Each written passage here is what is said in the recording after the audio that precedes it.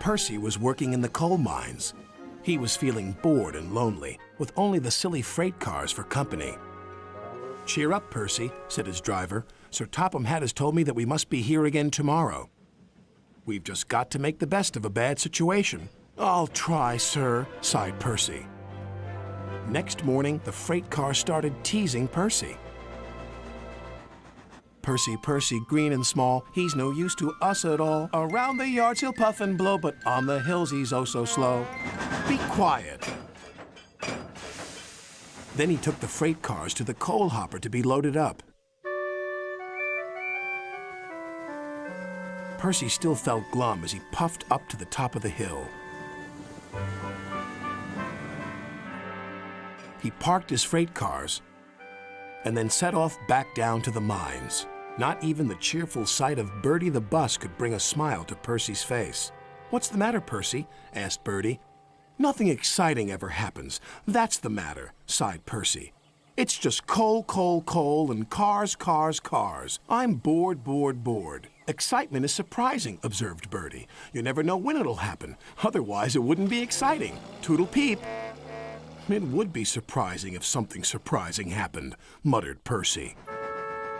Later, he stopped by the water tower for a drink. "Hello, Percy. How are things?" asked Toby. "Boring." "Well, why not have a few fast spins on the turntable? You'll like that," said Toby. "I think it'd just make me giddy." Percy's driver interrupted. "Stop gossiping, you two. Cheer up, Percy. You'll soon know more about cars than any other engine." "That'll be exciting," called Toby. The freight cars were still grumbling, and there was more of them than ever. "You're much too small to pull all of us. We want another engine or we'll be struggling up the hill all night." "All night, all right. You can puff and blow, but on that hill you're still too slow." "Slow yourself," stuttered Percy. "Temper, temper," giggled the cars. Percy decided to simply carry on. "Go to it, Percy," shouted the driver. The freight cars were still joking. "Too slow, more power, here all night, tomorrow too." "Be quiet," said Percy angrily. Then there was trouble. A coupling broke.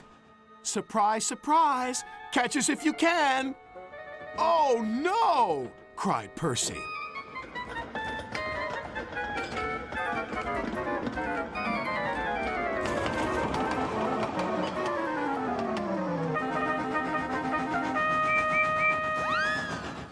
Percy's driver told the signalman, and the yard foreman told Sir Topham Hatt what was happening. "They're heading for the big hill. It'll slow them down, but they may roll back again, right into the village."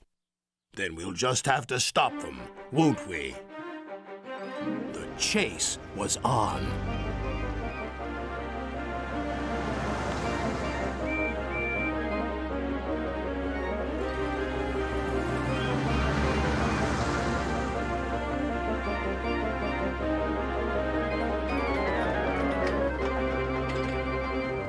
As they approached the hill, they overtook the freight cars. Sir Topham Hatt and Bertie screeched to a halt and waited for them near the top.